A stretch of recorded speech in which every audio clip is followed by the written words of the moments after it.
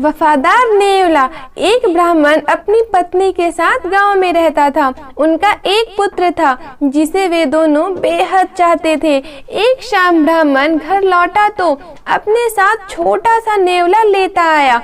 उसने अपनी पत्नी से कहा कि नन्हा नेवला उनके बेटे का पालतू बन जाएगा। बच्चा व नेवला दोनों ही बड़े होने लगे। धीरे धीरे पति पत्नी नेवले को भी अपने पुत्र की तरह चाहने लगे। एक दिन ब्राह्मण की पत्नी बाजार जाना चाहती थी। उसने बच्चे को दूध पिलाया और पालने में सुला दिया।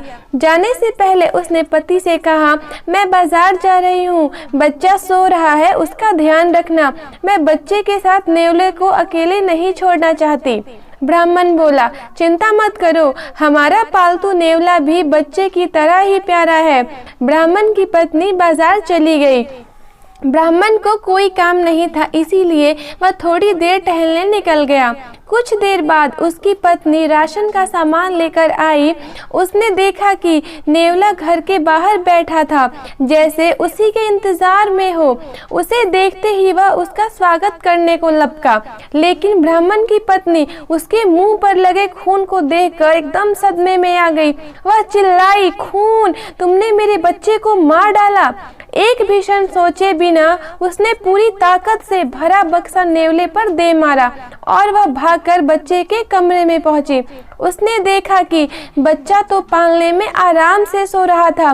पालने के नीचे उसने लहूलुहान सांप देखा जो मरा पड़ा था। अब उसे एहसास हुआ कि वहां क्या हुआ था। वह कमरे से बाहर भागी ताकि नेवले को देख सके। वह रोने लगी, तुमने सांप को मारकर मेरे बच्चे को बचाया। उसे अपने किए पर पछतावा था, लेकिन तब तक बहुत देर हो चुकी थी। इसी दौरान ब्राह्मण भी वहां आ गया। उसने देखा कि दरवाजे के बाहर नेवला पड़ा हुआ था, लेकिन वह मर चुका था। इस कहानी से शिक्षा, कभी भी बिना सोचे समझे या जल्दी में कोई काम नहीं करना चाहिए। दोस्तों, अगर आपको ये वीडियो पसंद आई हो तो आप इस वीडियो को लाइक शेयर करना और इस चैनल को सब्सक्राइब करना ना भूलें। धन्यवाद।